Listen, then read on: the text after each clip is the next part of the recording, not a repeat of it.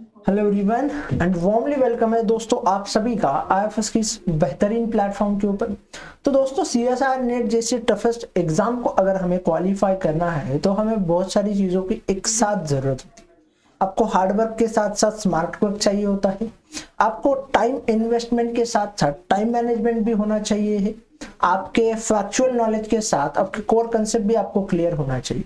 तो इस एग्जाम को क्वालिफाई करने के लिए लगभग आपको पास हर चीज चाहिए, जहां से हर एक एस्पेक्ट से आपको एक बेहतरीन कैंडिडेट होना जरूरी होता है। उसी के लिए आईएफएस के हार्डवर्किंग बच्चों ने, आईएफएस के मेहनती बच्चों ने जो है इस एग्जाम्स को बहुत ही शानदार तरीके से पढ़ा है और इस एग्जाम को क्रैक भी कर लिया बहुत बेहतरीन रैंक के साथ। अब इसके पीछे उनकी मेहनत है, टीचर स्टाफ्स की मेहनत है और आईएफएस की लेगेसी है। तो ऐसे ही कैंडिडेट से हम मिल रहे हैं, जान रहे हैं उनकी जर्नी के बारे में। तो आज हम ऐसे ही एक कैंडिडेट से मिलेंगे, जानेंगे उनकी जर्नी क्या रही थी, किस तरीके से उन्होंने प्रिपरेशन किया था और भी क्या क्या बातें रही, क्या क्या चीजें रही, जानते हैं हर एक चीज को उनसे समझते हैं। तो hello. Hello sir, good evening sir. Good evening. तो कैसे हो आप? सर मैं बहुत अच्छी हूँ। ठीक। थोड़ा अपने बारे में बताइए हमें। सर मेरा नाम सुनीता यादव है और मैं सिक्का राजस्थान की रहने वाली हूँ। और ये मेरा सेकंड अटेम्प्ट था एंड इसमें जेआरएफ ऑल इंडिया रैंक 201 रही है। ओके, तो 201 ऑफ की जेआरएफ ऑल इंडिया रैंक 1 रही है। ओके, तो आपको यस सर। श्रद्धा जी, पहले तो आपको कांग्रेचुलेशन मेरी तरफ से, पूरा आईएफएस फैमिली की तरफ से। Thank you so much sir. Okay, अब मुझे ये बताइए कि आपकी इतने बेहतरीन रैंक के साथ आपने इस एग्जाम्स को क्वालिफाई किया है, तो आपकी प्रिपरेशन जर्नी क्या रही थी, किस तरीके से आपने प्रिपरेशन किया था? सर 2023 में लगभग मई के आसपास तो मेरी एग्जाम थी और तब मतलब यूट्यूब वगैरह से मुझे पता चला आईएफएस के बारे में। मैंने एक डाइजेस्टिव सिस्टम का एक तो वो वीडियो देखा था राम सर का। तो मुझे आईएफएस के बारे में पता चला और फिर मैंने आईएफएस का रिकॉर्डेड कोर्स लिया था। लगभग 12 मंथ का रिकॉर्डेड कोर्स लिया था। उस टाइम से मैं एमएससी की प्रिपरेशन कर रही थी। पर एमएससी के साथ साथ इतनी प्रिपरेशन नहीं हुई मेरी, क्योंकि एमएससी के एग्जाम वगैरह भी थे। और उसके बाद में मैंने जैसे एग्जाम खत्म हुई और मैंने नोट्स वगैरह बनाए और जब नोट्स वगैरह कंप्लीट हो गए उसके बाद में मैं नोट्स को रिवाइज करती थी। और उसके बाद में मैंने नोट्स रिवाइज करने के बाद में पीवाई को लगाई और मैं हर यूनिट के जैसे नोट्स कंप्लीट होते थे उसके बाद में उसके पीवाई को देखती थी। आईएफएस की पीवाई को मैंने ऑनलाइन मंगा ली थी करके और उसी से बस तैयारी कर जाती हुई। ओके, तो मुझे ये बताइए कि आपने इतने बेहतर ढंग से प्रिपरेशन किया है और एक तो सीएसआर नेट का सिलेबस हमें बहुत वास्ट देखने को मिलता है, बहुत हाँ हर सर। यूनिट है उसमें, हर एक यूनिट को आपको अच्छे से बेहतर चीजों के साथ पढ़ना पड़ता है। और करंट क्वेश्चंस जी सर। की बात करें तो हर एक क्वेश्चन जो है एक दूसरे यूनिट से लिंक होके आता है। तो फिर आपने कितने यूनिट्स को प्रिपेयर किया था और किस तरीके से प्रिपेयर किया था, थोड़ा बताइए मुझे।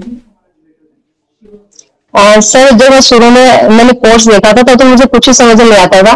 लेकिन जैसे मैं हर टीचर से पढ़ती गई, जैसे बायो केमिस्ट्री, मोल बायो केसेस मैंने पढ़ाई थी और सेल सिग्नलिंग, डे बायो, विशाल सर ने पढ़ाई और प्रांशु सर इन सबसे पढ़ी और उसका मुझे नोट्स वगैरह धीरे धीरे समझ में आने लग गए। और सर नोट्स वगैरह समझ में आने लगे और उसके बाद में मैंने पीवाई को से उसके प्रैक्टिस की। हर टॉपिक की मैं प्रैक्टिस करती गई और कॉन्सेप्ट क्लियर होते गए। ओके, तो आप सर मेरे हाँ बोलिए बोलिए बोलिए। सर 10-11 यूनिट प्रिपेयर करी थी और कुछ यूनिट्स के 2-4 यूनिट्स के मैंने इंपॉर्टेंट टॉपिक्स करे थे। जैसे लास्ट वाली जो टेक्निक टूलो टेक्निक्स वाली यूनिट्स है उनके इंपॉर्टेंट करके गई थी। एग्रोबैक्टीरियम वगैरह और टूलो टेक्निक्स वगैरह देखे गए थे। मुझे ये बताइए कि आपने जैसे बोला कि 10-11 यूनिट आपने प्रिपेयर किए थे बहुत अच्छे तरीके से। अब मुझे ये बताइए कि आपको इनमें से सबसे इजीएस्ट यूनिट कौन सी लगी? सर प्लांट फिजियो और सेल सिग्नलिंग, डे बायो, ये मुझे इजी लगी क्यों? और डाइवर्सिटी भी। ओके, तो आप बॉटनी से हो, एमएससी बॉटनी किया है आपने? सर मैं जूलॉजी से हूँ। जूलॉजी से। तो आप जूलॉजी से है और आपको प्लांट फिजियोलॉजी, डाइवर्सिटी और डेवलपमेंटल बायोलॉजी अच्छी लगी, ये तो बहुत यूनिक हाँ बात सर। है। क्योंकि हाँ सर। मतलब जूलॉजी के बच्चे को प्लांट मतलब बॉटनी की यूनिट अच्छे लगना, क्या है इसके पीछे का राज, कोई बता सकते हो? सर वो प्लांट फिजियो वो नीलेश सोनी सर जी ने पढ़ाई थी, और मुझे उनके नोट्स बहुत अच्छे लगे थे। और मैंने आईएफएस की हर फैकल्टी इतना अच्छा पढ़ाती है, इतना अच्छा कंटेंट है कि हर बच्चे को समझ में, चाहे कोई सी फील्ड से हो, उसको हर टॉपिक हर चीज समझ में आ सकती है। सर आईएफएस है तो मुमकिन है। ओके, तो आईएफएस है तो मुमकिन है। हाँ सर। हाँ सर, सर मैं कोई टॉपर या बहुत ज्यादा ब्रिलियंट स्टूडेंट नहीं हूँ, मैं सर एक एवरेज स्टूडेंट हुई हूँ, लेकिन मैंने मेहनत खूब की है। बस ये रहा कि एफएस का कंटेंट और जो बुक है, पीवाई की बुक है, उसके जो लास्ट वाले क्वेश्चंस हैं, मैंने उनकी एक्सप्लेनेशन को देख के गई, उनको भी मुझे लगा कि इम्पोर्टेंट है, अपने नोट्स में उनको इंक्लूड किया मैंने। और बस यही कि जितना से दिमाग मतलब जो जो यूनिट्स पढ़े आप 10 करो 8 9 करो, अच्छे से यूनिट प्रिपेयर करो, और बाकी यूनिट्स के भी इंपॉर्टेंट टॉपिक्स वगैरह देख के जाने हैं, क्योंकि क्वेश्चन कहीं से भी आ सकता है। और लगभग और सर जिसमें मेरे 9 10 यूनिट थी, तो उनको मैंने अच्छे से कि हर टॉपिक अच्छे से प्रिपेयर किया था। ऐसा नहीं इम्पोर्टेंट कुछ नहीं होता एग्जाम में, हर पॉइंट इम्पोर्टेंट होता है, क्वेश्चन कहीं से भी आ सकता है। ओके, ये बात बहुत सही कही है आपने कि क्वेश्चन कहीं से भी आ सकता है, इम्पोर्टेंट जैसी हाँ कोई सर, बात नहीं होती है। इम्पोर्टेंट जैसी कोई बात नहीं होती। ओके, अब मुझे ये बताइए कि आपको सबसे हार्ड और सबसे कॉम्प्लेक्स यूनिट कौन सी लगी थी? सर मुझे पहले बायोकेमिस्ट्री लगी थी, उसमें एंजाइम वगैरह का टॉपिक, और उसमें मेटाबॉलिज्म में और कार्बोहाइड्रेट प्रोटीन न्यूक्लिक एसिड ऐसे कुछ टॉपिक्स में करके गई थी बायोकेमिस्ट्री को। कुछ टॉपिक जो मुझे हार्ड लगे वो मैंने छोड़ दी, स्किप कर दिया था सर। अच्छा अच्छा, अब मुझे ये बताइए कि आपका रूटीन क्या होता था, जैसे लाइक आपने मास्टर्स के बाद पढ़ना शुरू किया है इस एग्जाम्स के लिए, तो फिर आप किस तरीके से पढ़ती थी डेली, और आपने रिकॉर्डेड कोर्स लिया था, तो फिर आपका क्या खुद का? सर मैंने तब तो मैंने लाइब्रेरी ज्वाइन कर ली थी और मेरे नोट्स से कंप्लीट हुए, उसके बाद में मैं एडमिन पे रह के तैयारी करती थी।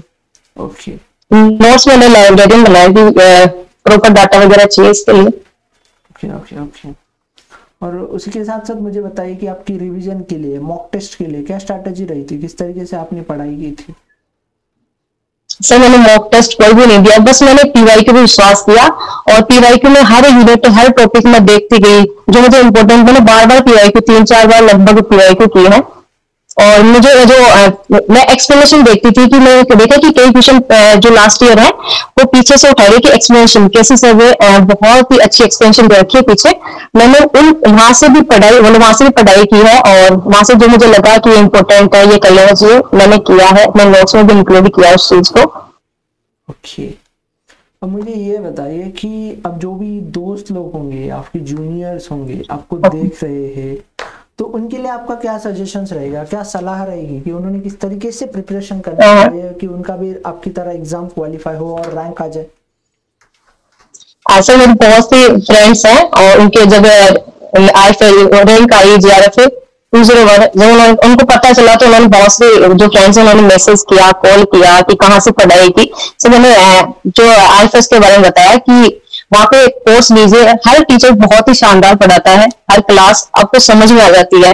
मैंने ऑनलाइन की है पूरी तैयारी, तो आईएफएस बेस्ट है, और आईएफएस के हर जो कंटेंट है वो बहुत ही अच्छा है, और प्लस पीवाई की बुक बहुत ही शानदार है, केसी सर बहुत अच्छा पढ़ाते हैं, हर टीचर बहुत अच्छा पढ़ाता है। ओके, तो बहुत सही।